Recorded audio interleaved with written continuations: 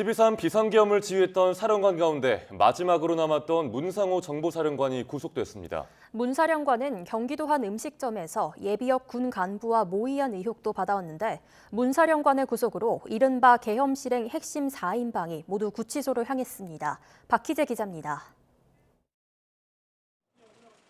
비상계엄 선포 이후 중앙선거관리위원회에 병력 투입을 지시한 혐의를 받아온 문상호 정보사령관이 구속됐습니다. 영장 발부에 앞서 구속영장 실질심사에 출석했던 문 사령관은 선관위 직원을 붙잡으려 했는지 등을 묻는 취재진 질의엔 별도 해명을 하지 않았습니다. 선관위 직원 납치 계획하셨습니까? 제2수사단 만들었다는 얘기도 있던데 혹시 어떻게 구상하셨는지. 앞서 검찰은 국회 등에 계엄 병력을 투입한 혐의를 받는 곽종근 특수전 사령관과 이진우 수도방위 사령관, 국회의원 체포와 함께 중앙선거관리위원회 서버 확보 등을 지시한 혐의로 여인형 국군 방첩사령관을 구속했습니다. 이로써 비상계엄 당시 동원된 병력을 실질적으로 지휘한 사령관급 간부 4명이 모두 구속됐습니다. 문 정보사령관은 계엄 이틀 전 한 음식점에서 미리 계엄을 모의한 의혹도 받습니다. 이 자리에는 이미 구속된 노상원 전 정보사령관이 참석했는데 추가로 파악된 다른 자리엔 예비역 대령도 있었던 것으로 파악됐습니다. 문 사령관을 마지막으로 이른바 핵심 4인방이 모두 구속되면서 이들을 지원한 또 다른 장성과 대령급 간부는 물론 예비역에 대한 수사도 속도를 낼 것으로 보입니다. 이런 가운데 국방부는 김용현 전 국방부 장관 직속 수사팀을 구축하는 계획에 가담했다는 의혹을 받아온 국방부 조사본부장과 차장을 업무에서 배제하고 공조수사본부에 추가 인력을 파견하는 방안을 검토하고 있습니다. 현역을 넘어 예비역 간부들까지 계엄에 깊숙이 개입한 정황이 드러나면서 군 안팎에선 우려의 목소리가 커지고 있습니다. YTN 박희재입니다. 네, 전해드린 대로 내란 사태의 배후 기획자로 이른바 롯데리아 회동을 주도한 노상원 전 정보사령관이 계엄 당일에도 같은 햄버거 가게에서 또 다른 회동을 갖고 내란을 모의한 단서가 경찰에 포착됐습니다. 경찰 국가수사본부 특별수사단은 노 전 사령관과 사전에 내란을 모의한 혐의로 지난 18일 김모 전 대령을 긴급 체포했습니다. 회동 시점은 지난 3일 계엄이 선포되기 전으로 경찰은 두 사람이 구체적으로 내란을 모의한 정황을 파악하고 구속영장을 신청했습니다. 경찰이 비상계엄 사태를 사전 기획한 혐의를 받는 노상원 전 정보사령관의 수첩을 확보했습니다. 경찰 국가수사본부 특별수사단은 노 전 사령관의 거주지인 경기 안산시의 점집을 압수수색하는 과정에서 수첩 등을 확보해 조사 중입니다. 수첩에는 비상계엄이 선포된 뒤 국회와 중앙선거관리위원회 등 군부대가 배치될 목표지와 군부대 배치 계획이 적혀 있던 걸로 전해졌습니다. 노 전 사령관은 성추행 사건으로 전역한 후 자택에 점집을 차려 역술인으로 활동해왔습니다. 이른바 햄버거 회동에서 비상계엄을 모의한 혐의를 받는 정보사령부의 정무대령이 잘못을 인정하고 사과했습니다. 또 선관위 직원들을 케이블 타이 등을 사용해서 통제하는 방안까지 논의했다고 시인했습니다. 양동훈 기자가 보도합니다. 정모대령은 법률자문을 맡은 김경호 변호사를 통해 공개한 사과문에서 국민의 군대 지휘관으로서 자신의 잘못된 판단과 행동에 대해 진심 어린 사과를 드리고자 한다고 말했습니다. 정 대령은 수사기관에 자신의 판단과 모든 행동에 대해 자백했는데 이를 바탕으로 김 변호사가 작성한 법률 의견서를 보면 정 대령은 문상호 정보사령관, 노상원 전 정보사령관, 김모 대령과 중앙선관위 명단 확보와 출근 직원 통제 방안 등을 구체적으로 협의 준비했습니다. 출근하는 선관위 직원들을 지정 장소로 이동시키는 방법도 논의하고 실천하려고 했는데 이 과정에서 케이블 타이나 마스크, 두건 등 강압적인 수단까지 사용을 검토한 것으로 확인됐습니다. 앞서 국회에 진입한 계엄군이 떨어뜨린 것으로 보이는 케이블 타이 수갑이 공개되고 야당에서는 정보사가 선관위 직원들을 납치하려 했다고 주장하기도 했는데 당사자의 진술로 확인된 겁니다. 어제 국회에 난입하려던 계엄군이 떨어뜨리고 간 수갑입니다.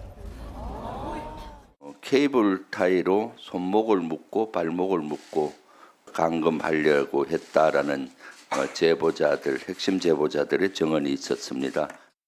김 변호사는 정 대령의 진술과 관련해 국헌 문란을 목적으로 한 조직적 폭력 행사의 예비 음모 단계에 가담한 것으로 평가할 여지가 충분하다며 계엄 발동과 병력 투입으로 내란 실행이 개시된 것으로 볼 수 있다면 정 대령이 내란죄의 공동정범이나 방조범으로 책임질 가능성도 크다고 분석했습니다.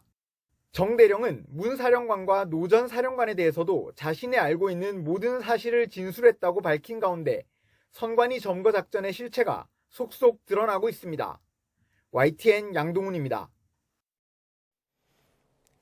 경찰 특별수사단이 비상계엄 당시 체포 명단에 이재명 대표에게 1심 무죄를 선고한 김동현 판사가 있었다는 조지호 경찰청장의 진술을 확보했습니다. 조 청장은 그제 경찰 특수단 3차 조사에서 지시를 무시하긴 했지만 들은 건 맞다며 이같이 진술한 걸로 파악됐습니다. 앞서 여인영 방첩사령관이 조 청장에게 체포를 위해 위치 추적을 요청한 명단에 김 판사가 있었다는 주장이 나왔는데 구속 상태인 조 청장이 경찰 조사에서 직접 이런 내용을 진술한 겁니다. 윤 대통령의 내란 혐의 사건을 수사하고 있는 공조수사본부가 윤 대통령에게 2차 출석 요구서를 보냈습니다.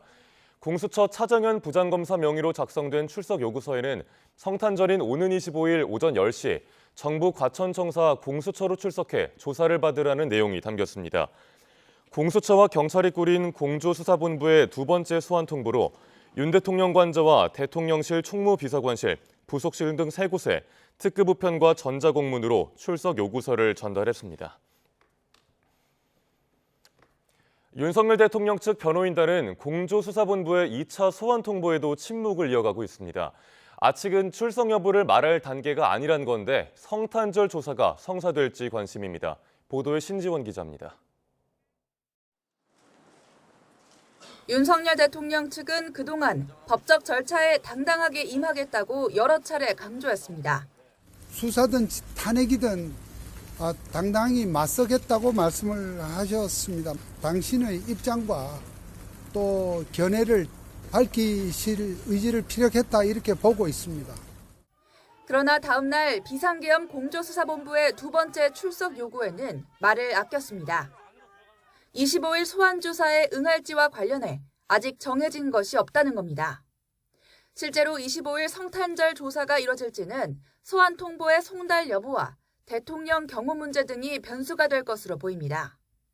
앞서 공조부는 윤 대통령에게 지난 18일 출석해 조사받으라며 소환장을 보냈지만 수치 거부로 반송됐기 때문입니다. 만약 이번엔 출석 요구서가 송달된다고 해도 대통령 소환 전 주변 안전점검을 위한 경호 협의에 시간이 걸릴 수 있는 점도 문제입니다. 윤 대통령 변호인단 관계자는 YTN과의 통화에서 일반적으로 수사기관이 조사 대상자와 미리 소환 일정을 조율하기도 하는데 공조부는 대통령 측과 사전에 일정을 조율한 적이 없다고 밝혔습니다. 여전히 변호인단이 확정되지 않은 만큼 공수처가 소환을 통보한 25일 전에 윤 대통령의 출석 여부 등 공식 입장이 나올지 주목됩니다. YTN 신지원입니다. 이런 가운데 윤석열 대통령이 헌법재판소가 보낸 탄핵심판 서류를 5일 연속 받지 않았습니다. 재판관 평의에서 송달 상황 등을 공유했는데 어떤 대안을 내놓을지 주목됩니다. 권준수 기자의 보도입니다. 헌법재판소가 또다시 우편을 통해 탄핵심판 관련 서류 등을 발송했지만 윤석열 대통령에겐 닷새째 전달되지 않고 있습니다. 우체국 집배원이 대통령 관저를 다시 방문했는데도 수치를 거부당했기 때문입니다.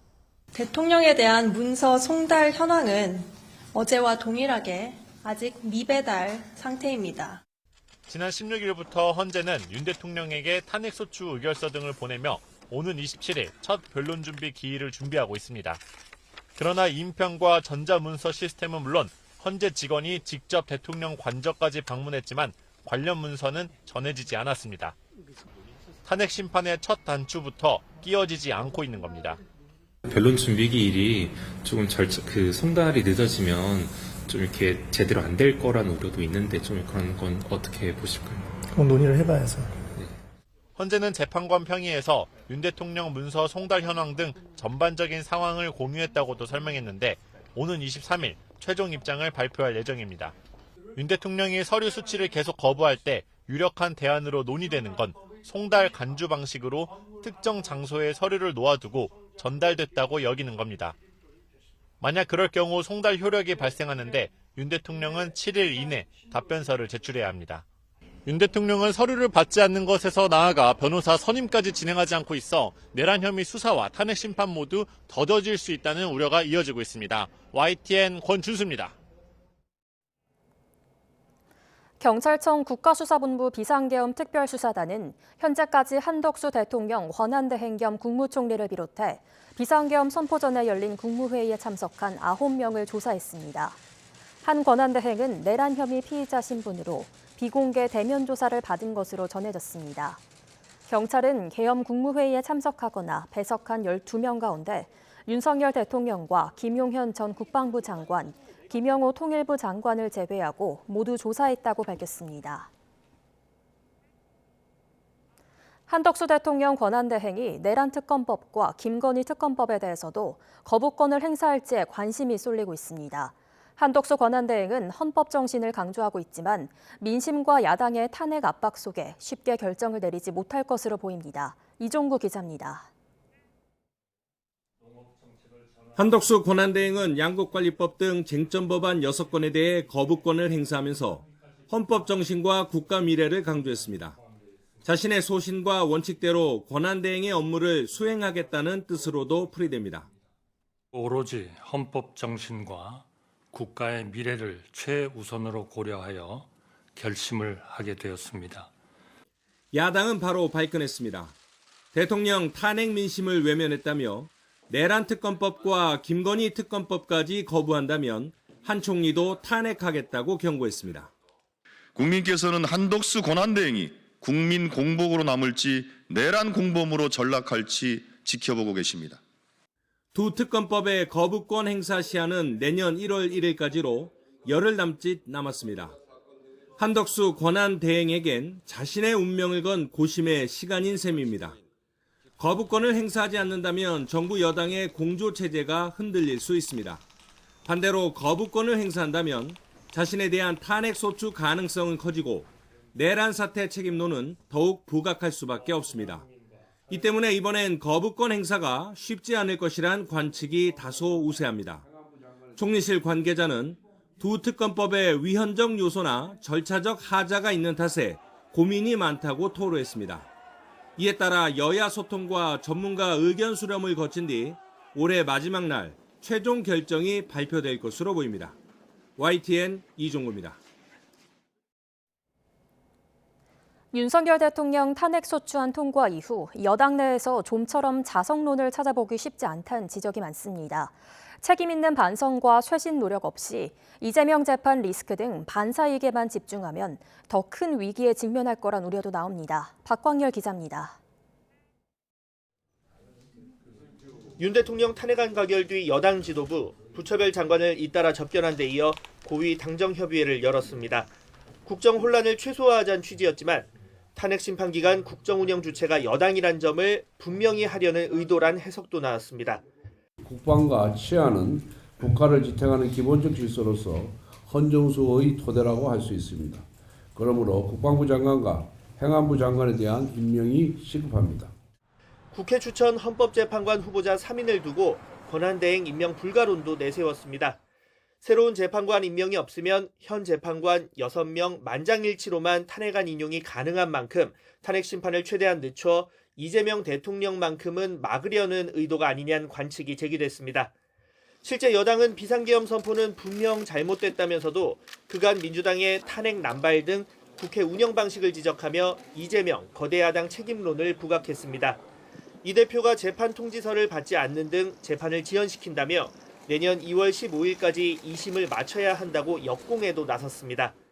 그렇게 재판 개시 일자를 늦추어서 3개월로 원래 이렇게 정해져 있는 항소심 또 3심의 시기를 늦추겠다라는 것으로 보이는데. 하지만 이런 비판에 앞서 선행되어야 할 여당 내 자성론이 실종됐다는 지적도 적지 않습니다. 당에서 반성문 한 장 안 나오고 있잖아요. 네. 그러고는 자기들끼리 권력 투쟁하고 있단 말입니다. 보수가 부끄러움을 알고 옳고 그런 데 대해서 판단을 하지 못하면 이 당은 이제 계속 쪼그라들고 현재 여당 지역구 의원 90명 가운데 59명이 영남권, 반면 수도권은 18명에 불과합니다. 8년 전 박근혜 전 대통령 탄핵 당시 여당 지역구 의원 111명 가운데 영남권 52명, 하지만 수도권 의원도 36명에 달했던 점과 대조적입니다. 영남에도 쏠린 의석 구조, 이에 따라 이른바 핵심 강성 지지층 여론을 더 의식할 수밖에 없는 것 아니냐는 분석이 나오는 이유입니다. 여기에 국회의원 임기가 아직 반년도 채 지나지 않은 점 역시 자성론 실종의 요인으로 거론됩니다. 다음 총선까지 시간이 있는 만큼 탄핵 정국이 잠잠해질 때까지 일단 배신자 좌표는 피하고 보자는 기류도 엿보입니다. 대통령과 공동운명체를 줄곧 강조해온 친윤계, 반성보단 단일 대우를 강조하며 날을 세우는 모습이 보수 전체를 위함인지 본인들의 정치적 미래를 위해서인지 곱씹어봐야 한다는 지적도 적지 않습니다. YTN 박홍일입니다. 계엄 사태로 촉발된 탄핵 정국에서 민주당 이재명 대표는 연일 민생과 경제를 강조하며 외연 확장을 시도하고 있습니다. 사실상 차기 대선을 위한 행보라는 해석과 함께 시간이 변수란 전망도 나옵니다. 김경수 기자가 보도합니다.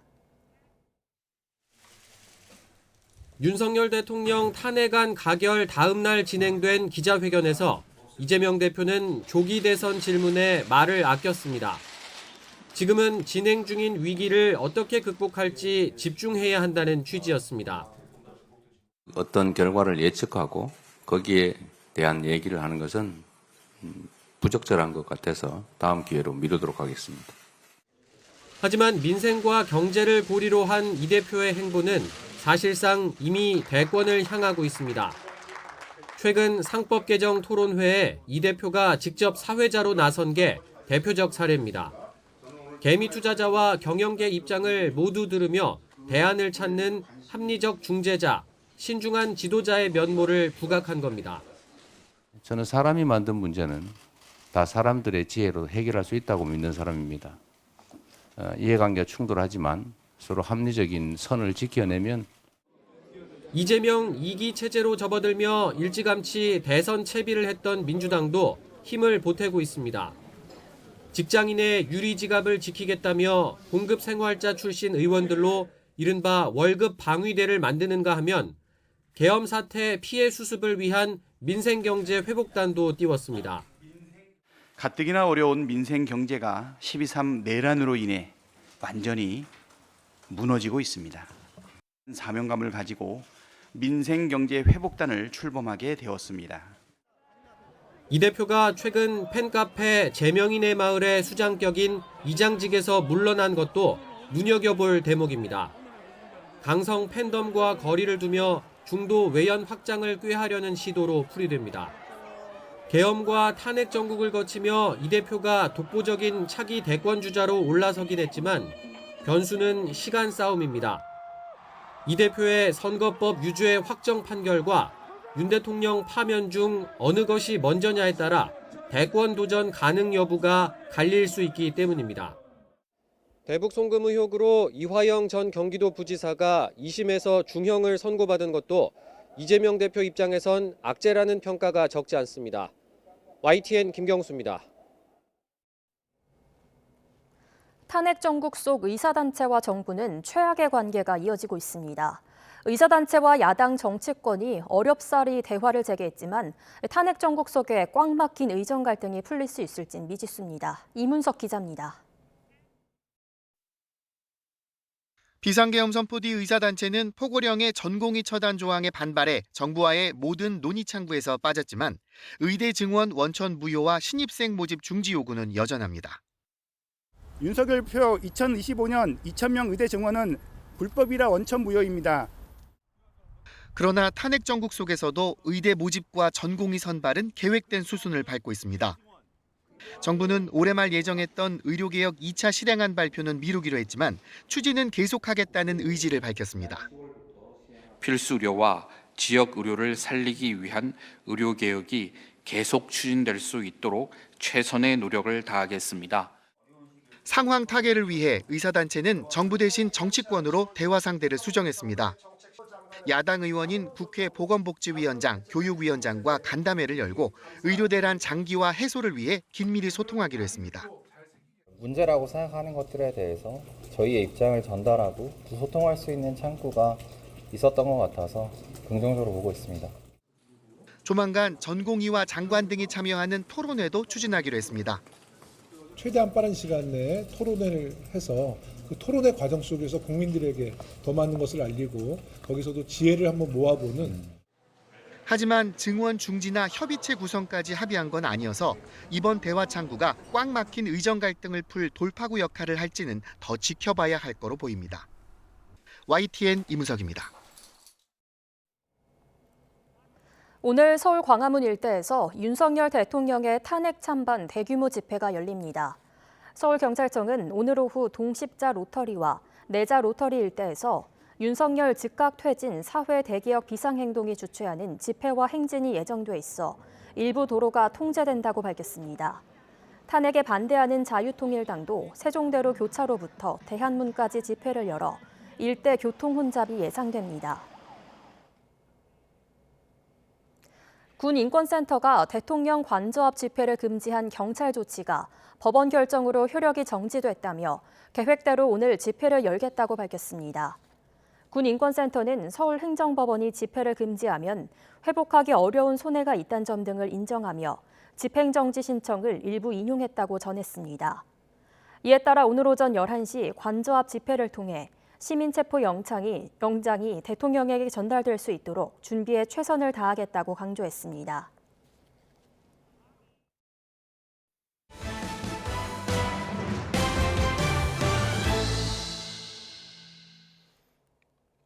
공천을 대가로 뒷돈을 챙긴 혐의를 받는 건진법사 전성배 씨가 법원의 구속영장 기각으로 풀려나면서 검찰 수사도 일단 제동이 걸렸습니다.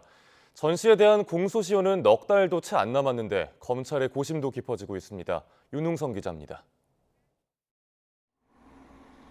건진법사 전성배 씨가 운영하는 서울 강남에 있는 법당 앞에 취재진이 진을 쳤습니다. 구속영장이 기각되며 풀려난 전 씨를 기다리고 있는 겁니다.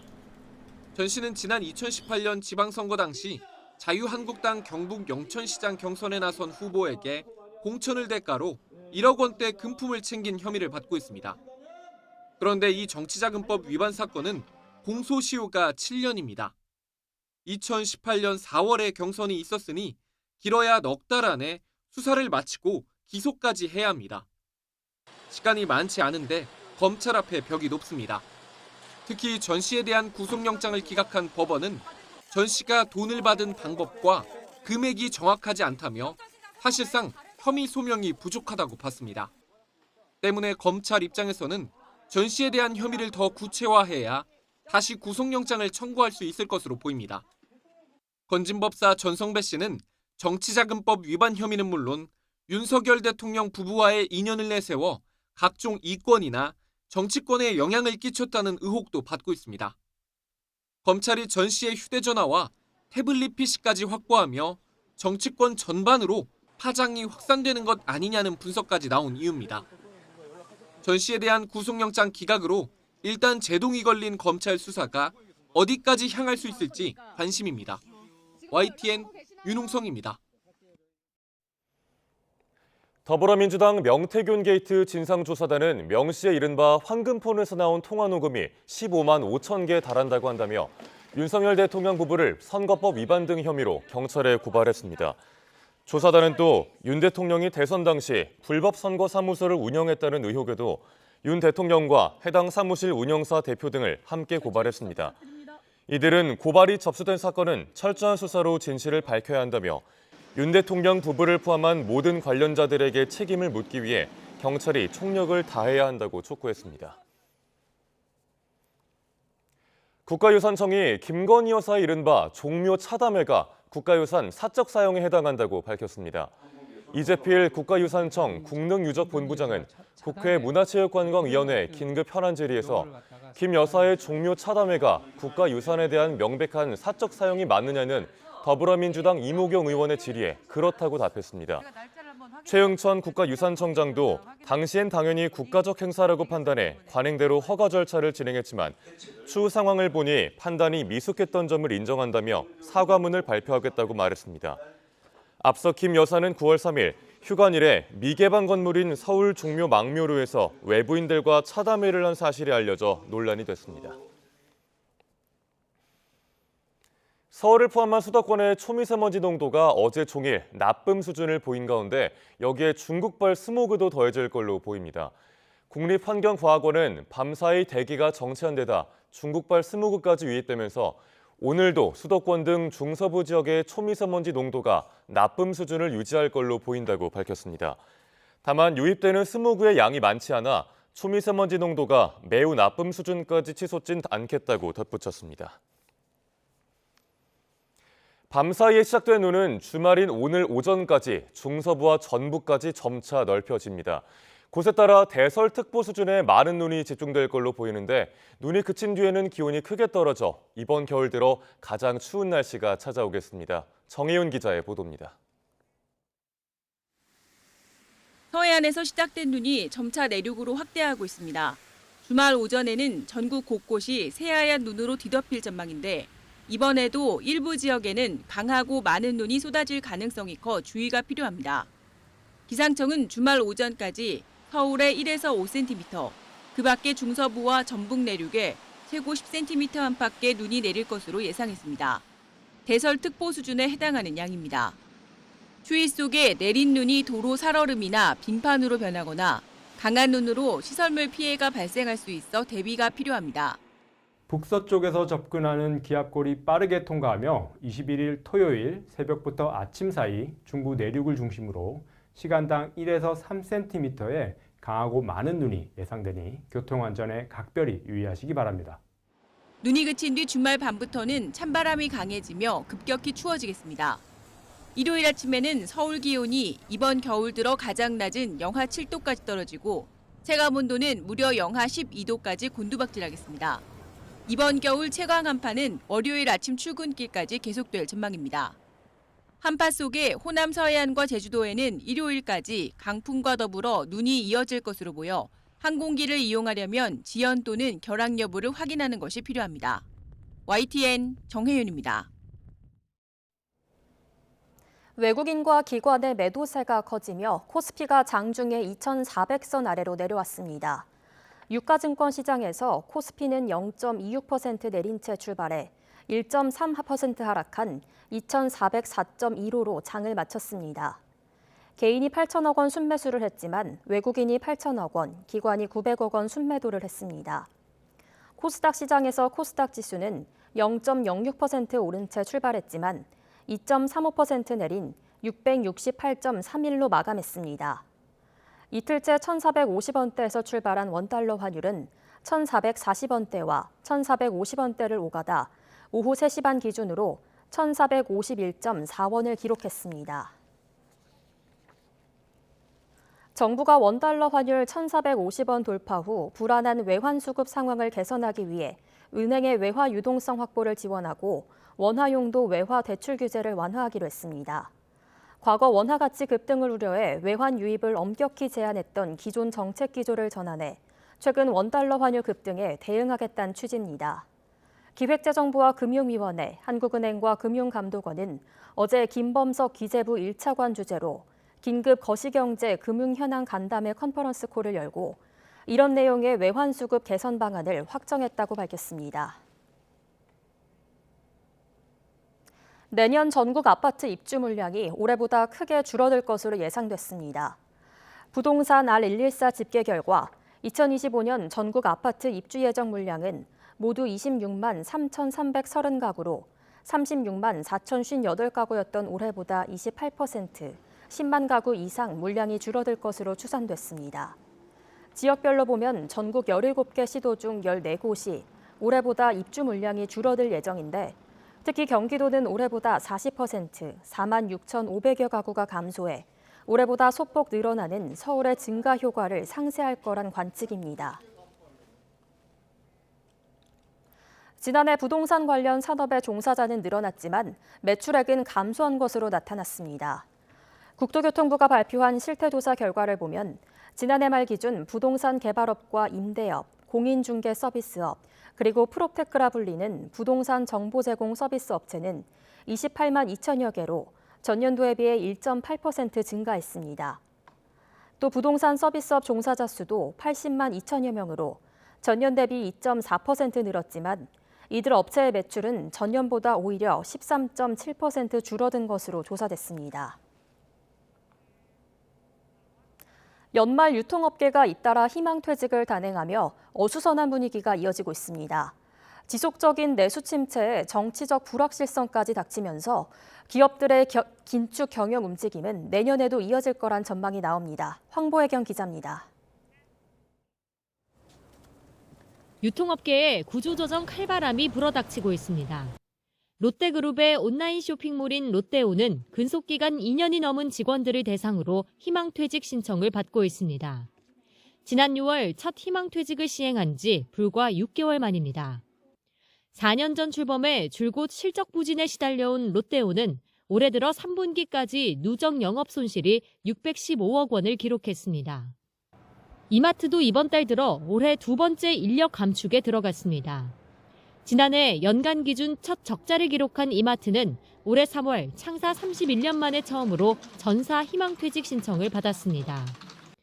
이마트 관계자는 급변하는 유통 환경에서 지속 가능한 경쟁력을 확보하고자 2차 희망퇴직을 시행한다고 밝혔습니다. 앞서 지난달 LG 생활건강의 자회사인 코카콜라 음료도 2007년 인수 이후 처음으로 인력 구조 조정에 들어가는 등 내수 부진 장기화로 유통업계 전반에 감원 바람이 불고 있습니다. 여기에 탄핵 정국에 따른 변수까지 더해지며 기업들도 여파에 촉각을 곤두세우고 있습니다. 전국 불안 여파로 당장 매출에 큰 변화가 나타나고 있지는 않은데요. 아무래도 이제 불확실성이 가져올 수 있는 영향을 계속해서 예의주시하고 있습니다. 내년에는 내수 침체의 골이 더 깊어질 것이란 전망이 우세한 가운데 비용 감축을 통한 기업들의 체질 개선 노력은 당분간 이어질 것으로 보입니다. YTN 황보혜경입니다. 내년 체코 원전 최종 계약을 앞두고 있는 한국수력 원자력이 이번에는 루마니아 원전 리모델링 사업을 따냈습니다. 탄핵 전국으로 원전 산업에 대한 불안감이 커진 가운데 들려온 소식이라 더 의미가 깊습니다. 최혜영 기자가 보도합니다. 루마니아 수도 남동쪽에 있는 체르나보다 원전 1호기입니다. 지난 1996년 상업운전을 시작해 오는 2027년에 운전 허가가 끝나는데 루마니아 원자력공사가 30년 더 가동하기로 했습니다. 이를 위한 설비 개선 사업을 한국수력원자력이 캐나다, 이탈리아 업체와 함께 따냈습니다. 사업비 2조 8천억 원 가운데 1조 2천억 원이 한수원 몫입니다. 한수원은 국내 기업과 협력해 압력관 등 주요 기기를 교체하고 방사성 폐기물 저장시설 기반을 건설하게 됩니다. 우리나라가 원전 계속 운전을 위한 해외 설비 개선 사업을 수주한 건 이번이 처음입니다. 월성 1호기 설비 개선을 전 세계에서 가장 짧은 2년 3개월 만에 끝낸 게 큰 도움이 됐습니다. 상당수가 앞으로 계속 운전을 위한 설비 개선을 할 것이기 때문에 우리가 이렇게 세계적으로 인정받게 된다면 이것도 좋은 우리의 트랙 레코드로서 향후에 활용할 수 있을 것으로 봅니다. 탄핵 정국의 원전 산업이 흔들릴까 우려가 크지만 한수원과 정부는 내년 체코 원전 최종 계약에도 힘을 쏟고 있습니다. 차질 없이 진행이 되고 있고요. 그렇지만 이제 저쪽에서는 혹시나 우리가 이제 뭐 탈원전 같은 걸 했던 경험이 있기 때문에 이 정책이 큰 스윙이 또 있지 않나라는 우려를 좀 하고. 이딴 수출 성과에도 불구하고 우리 원전업계는 혹시나 하는 마음에 마냥 웃지 못하고 있습니다. YTN 최하영입니다.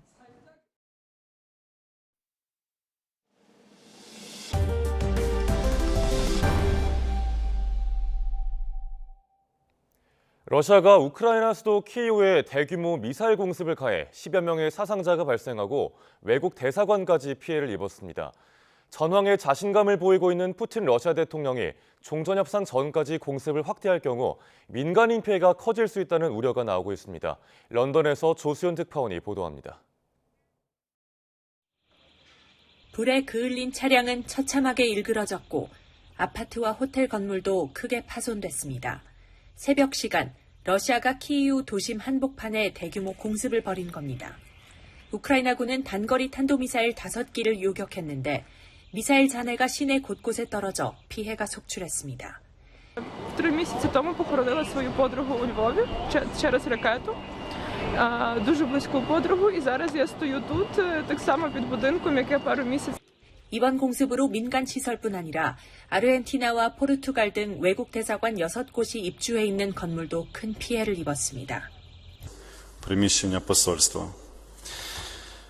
Всі ці посольства розміщені в одному будинку, який зазнав суттєвих пошкоджень внаслідок російського ракетного удару. EU 지도부는 민간인을 표적 삼은 극악무도하고 야만적인 공격이라며 외교 대표단은 어떤 경우에도 공격 대상이 돼선 안 된다고 강조했습니다. 러시아 국방부는 이번 공습이 우크라이나가 지난 18일 미국과 영국의 장거리 미사일로 자국 남부 국경 지역을 공격한 데에 대한 보복이라고 밝혔습니다. 이런 가운데 우크라이나군이 연일 북한군 공격 영상을 공개하고 있지만 푸틴 대통령은 북한군의 참전을 언급도 하지 않고 있습니다. 러시아의 북한 무기 의존도가 높아지고 있다는 관측 속에 북한군을 필요로 하는 현실을 인정하지 않으려 한다는 분석이 나옵니다. 앞서 푸틴 대통령은 주요 전선에서 러시아군의 진격이 계속돼 상황이 극적으로 바뀌고 있다고 자평하기도 했습니다. 내년 1월 트럼프 정권 출범 이전까지 종전 협상 전망은 불투명한 상황입니다. 이런 가운데 러시아의 이딴 대규모 공습이 민간인 피해를 키울 수 있다고 국제사회는 우려하고 있습니다. 런던에서 YTN 조수연입니다. 우크라이나가 현지 시각 20일 러시아 접경지 쿠르스쿠즈 마을에 미사일 공격을 가해 6명이 숨졌다고 러시아 당국자가 밝혔습니다. 쿠르스크 임시주지사는 텔레그램을 통해 릴스크 지역이 미사일 공격을 받아 6명이 숨지고 10명이 다친 걸로 잠정 집계됐다고 말했습니다.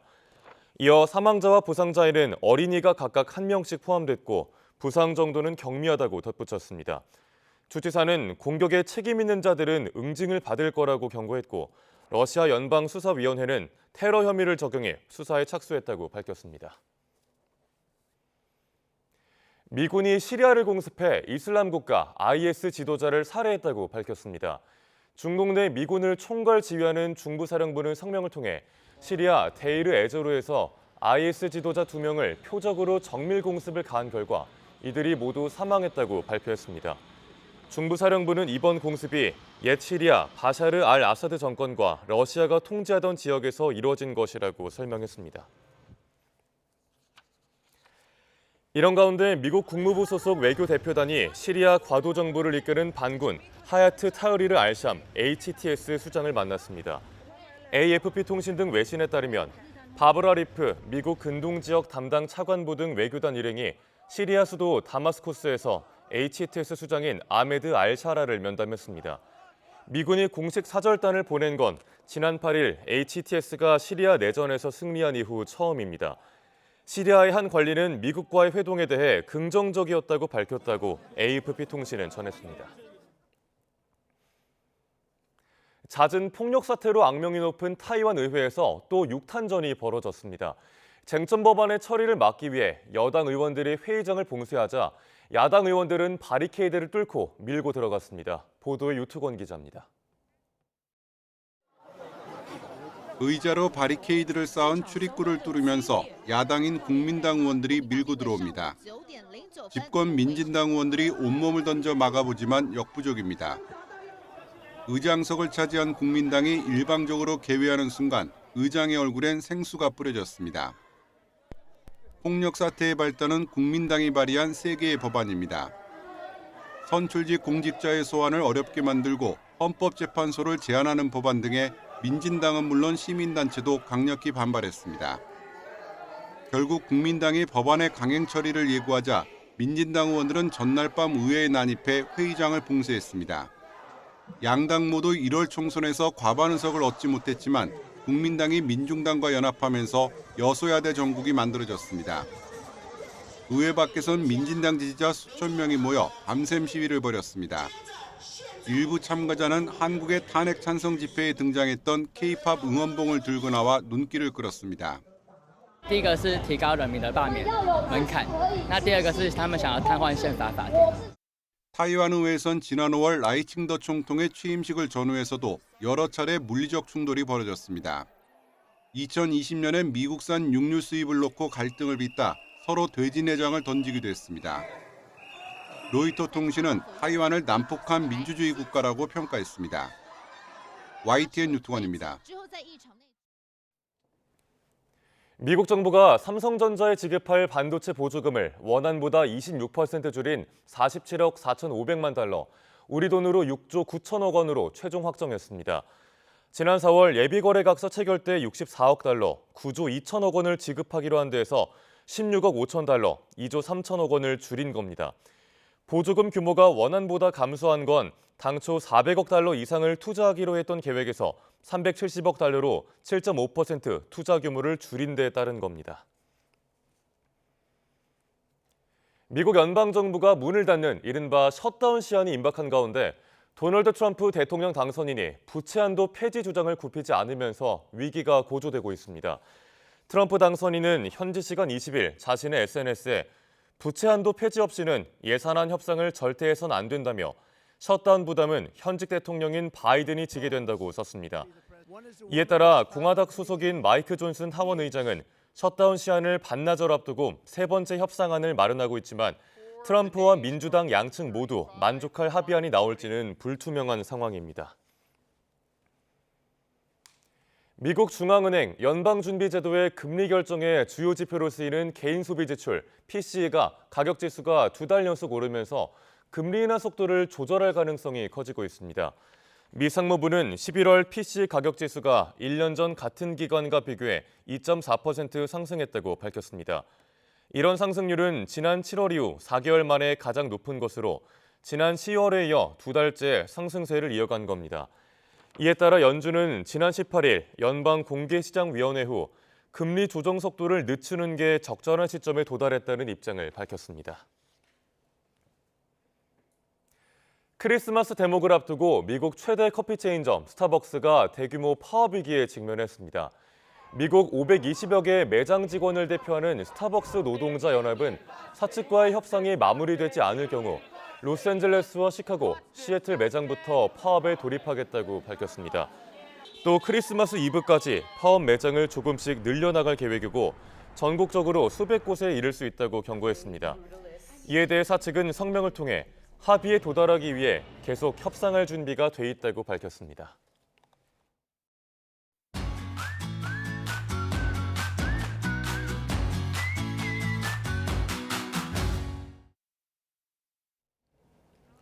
우리 농촌을 지키고 있는 젊은 일꾼들을 만나보는 기획 시리즈입니다.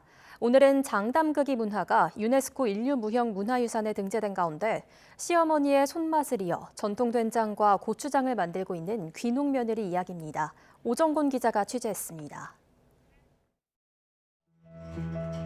장작불로 무쇠 가마솥에서 삶아낸 콩. 삶은 콩을 잘 으깨서 틀에 넣습니다. 그리고는 버선발로 메주를 빚습니다. 이 메주를 지푸라기에 매달아서 발효하는, 즉 띄우기 작업이 시작됩니다. 네, 한마디로 시어머니가 하던 대로 옛날 방식으로 진행하고 있는데요. 이렇게 메주를 걸어놓고 띄우는 기간은 대략 2달가량 소요된다고 합니다.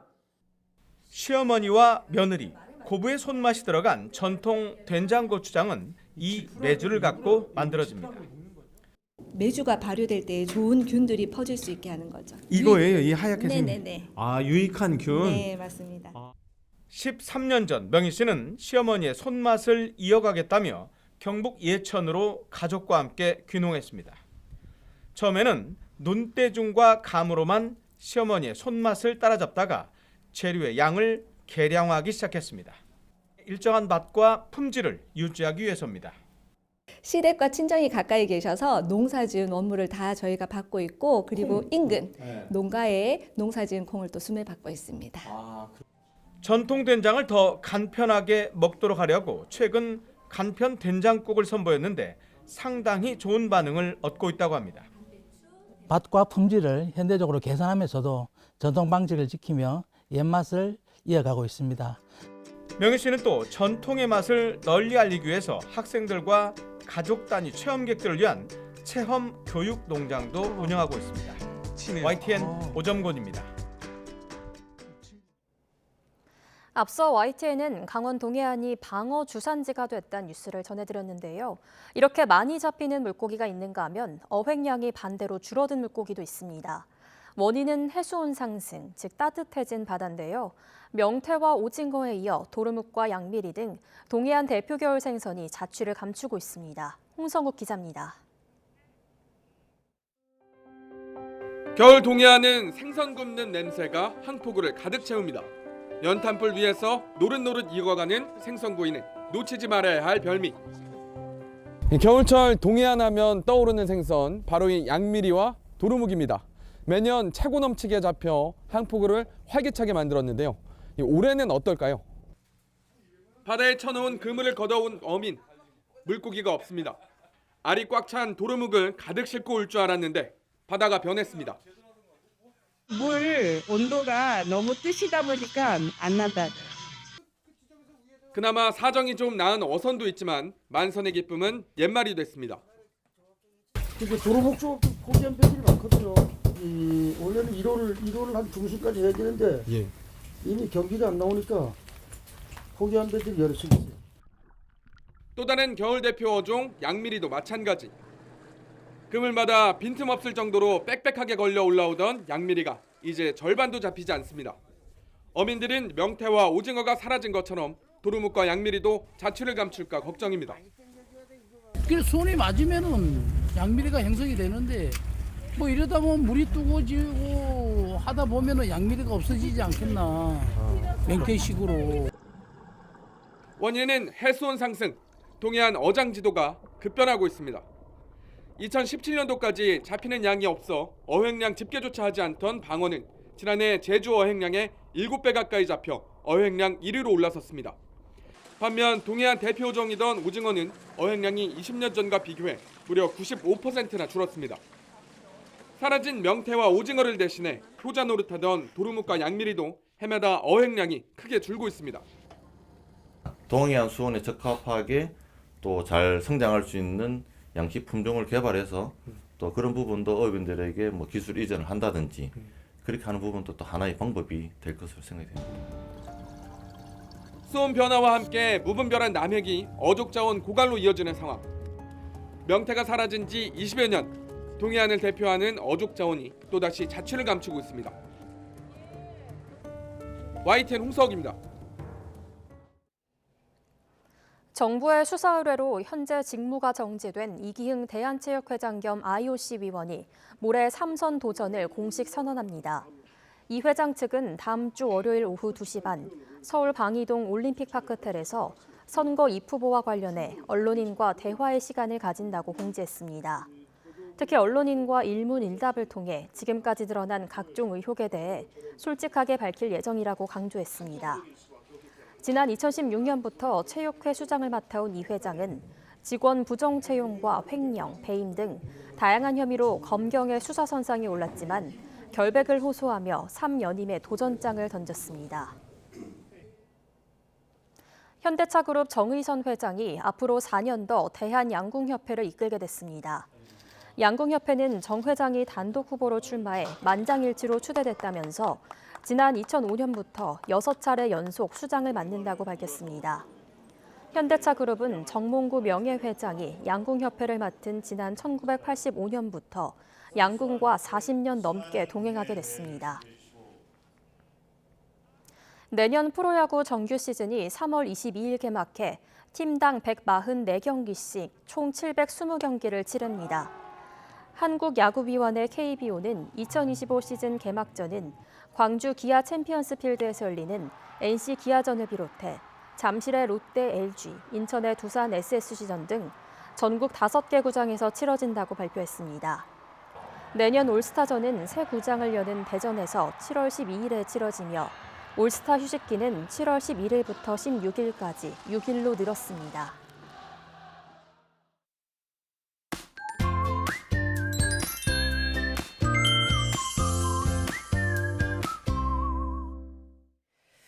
네, 현재 서울 등 전국 곳곳에 약한 진눈깨비나 비가 내리고 있습니다. 경기 일부와 강원 대부분 지역에서는 대설주의보가 내려져 있는데요. 오늘 오전에 중부와 충청, 전북에는 강한 눈이 예상되면서 대설특보가 확대할 가능성도 있습니다.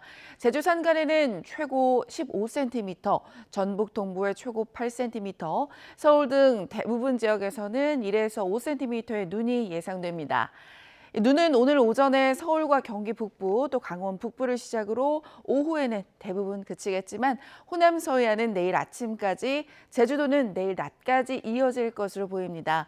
영남 동해안은 건조한 날씨도 계속되고 있습니다. 불씨 관리 잘 해주시길 바랍니다. 현재 기온 살펴보겠습니다. 현재 서울은 1.9도고요.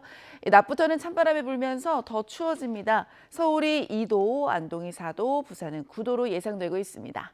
날씨였습니다. 뉴스타트 1부 마칩니다. 잠시 후 2부가 이어집니다. 시청해주신 여러분 고맙습니다.